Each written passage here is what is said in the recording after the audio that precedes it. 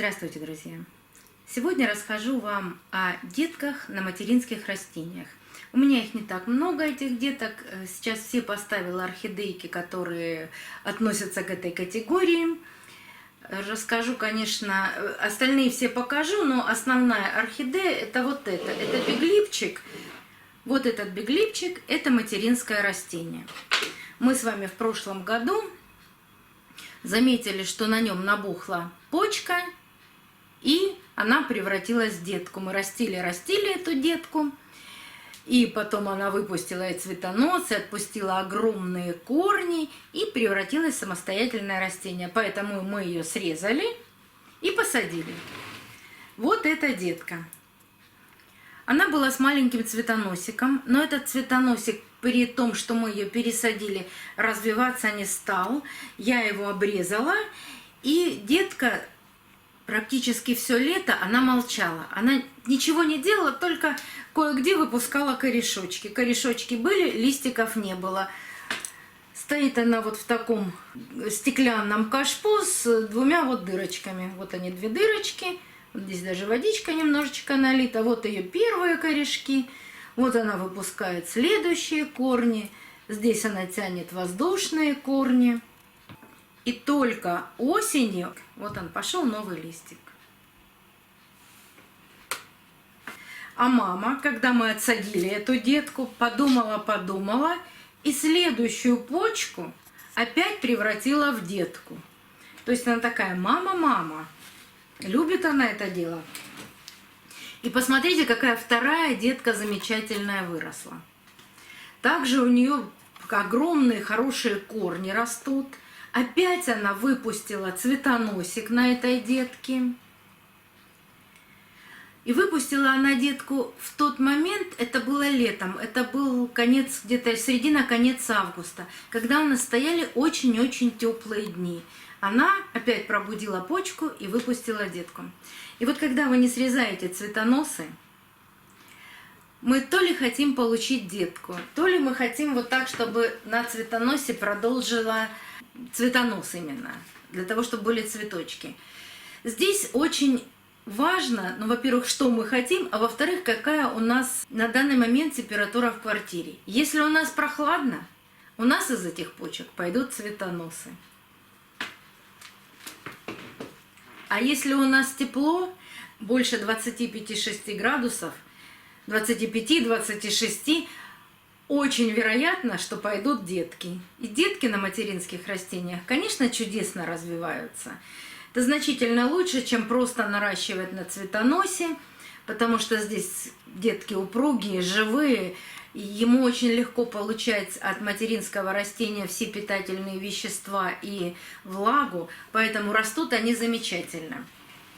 И помня о том, что на первой такой детке я ее срезала тогда, когда у нее был цветоносик, я приняла решение сейчас эту детку не срезать. Хотя уже можно ее вот по корням, по виду, ее можно уже срезать и пересадить. Я решила не срезать и не убирать цветонос. Я хочу посмотреть, что же эта детка сделает с этим цветоносом, не отделенная от материнского растения. Почему же я приняла такое решение? Я просто вспомнила, бывает свободное время, подумать о том, а как же растут такие детки в природе. Ведь в природе то же самое. Она наращивает детку. Она же ее не может обрезать, как мы это делаем. Как-то же это происходит. И я подумала, очень часто растут орхидеи вот так вниз. И этот цветонос, он может прилегать где-то к дереву, к камню, там, где эта орхидея нашла свое пристанище. И вот такая детка, она, предположим, где-то присоединилась к дереву. Она не прорастает в дерево, она просто на него опирается. Она начала на нем укрепляться. И вот она же в таком же маленьком состоянии тоже в природе может выпустить цветонос. Но очень часто делают огромную ошибку, думая, что орхидеи – вампиры. Но вот вы знаете, что плющ – это паразит. Да, он присасывается к дереву и корнями берет питательные вещества из этого дерева. А орхидея фаленопсис – это эпифит. Это крепится воздушными корнями, но она никак не паразит. Поэтому питательные вещества она, естественно, из этой коры получать не будет. Но, может быть, там где-то что-то, птичка пролетала, там осталось какой-то маленький кусочек удобрения, да, она это использует, то, что сверху будет находиться. Но корнями в дерево она не полезет и не начнет сосать из дерева все его соки. Поэтому она эпифит, воздушный эпифит. Ну, я тоже так подумала, ну, раз воздушный эпифит, ну, пусть она, вот эта детка, растет на материнском растении, зацветает. Я это хочу показать больше вам, потому что у меня в моей практике, у меня было так, цвела мама, цвела детка, отращивала еще одну детку. В общем, был огромный куст. К сожалению, я потом его весь рассадила и весь раздарила.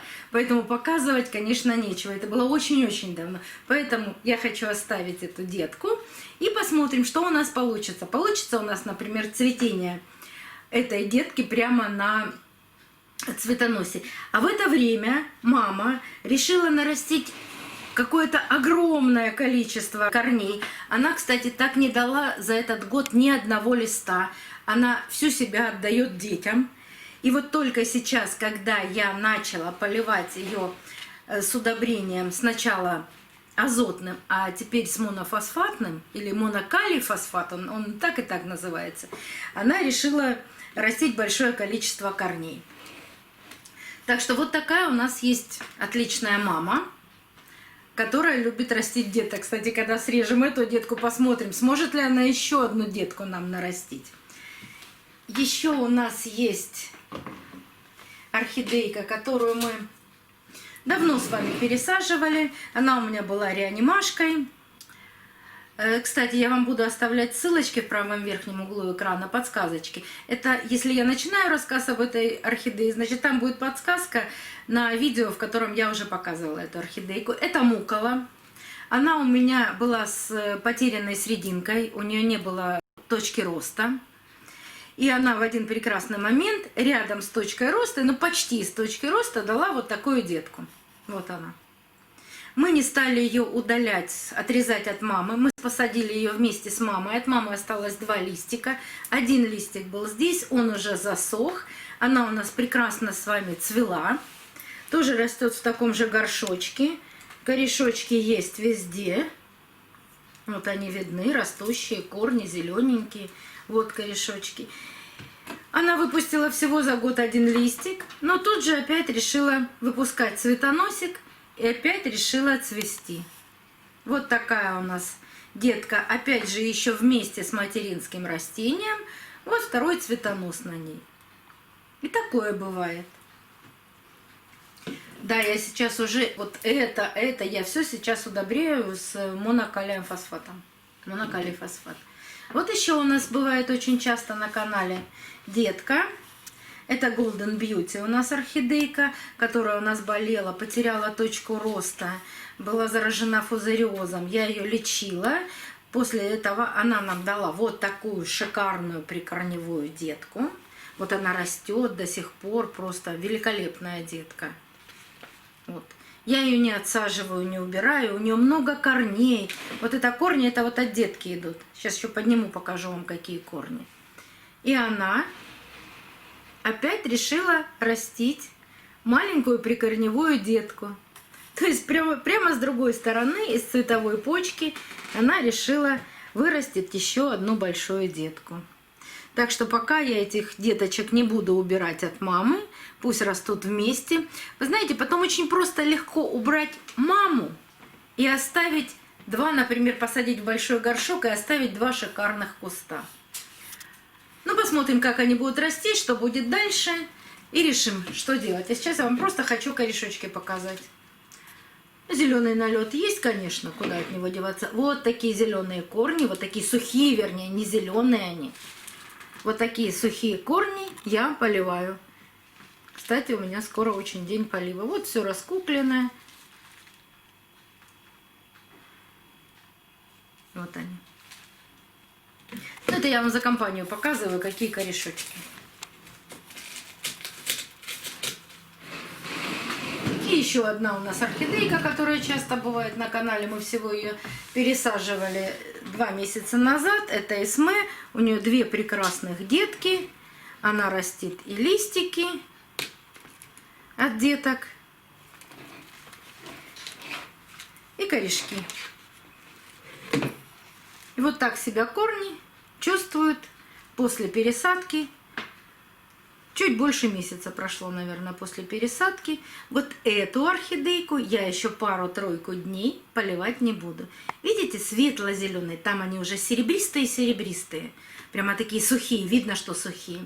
А здесь они еще зелененькие, светло-зелененькие. И вот там внутри видно. Вот видите, внутри они меньше просыхают, дольше просыхают. Светло-зеленые, темно-зеленые, в общем, они просыхают значительно дольше. Поэтому здесь нужно 2-3 дня просушки обязательно. И тогда опять полив. Но это я вам рассказываю заодно за компанию, потому что здесь можно как раз-таки это посмотреть. А так вот все мои детки, все мои чудесные детки. Одни из них зацветают, другие продолжают расти. Третьи пускают еще одних деток. Ну, вот такой у меня есть детский сад. Так что, если хотите деток, должна быть теплая температура. Хотите цветоносы, должно быть прохладнее. Вот 19 градусов – это вообще идеальная температура для получения цветоносов. Но, к сожалению, не у всех есть такая возможность. Но знать об этом вы обязательно должны. Вдруг когда-то получится. Если интересно, подписывайтесь на канал. Буду рассказывать об этих орхидейках дальше. Особенно, когда они зацветут. А про эту у нас прям мы уже год за ней следим. Так что, наверное, интересно. Но мне так точно. До новых встреч, друзья. Увидимся на канале.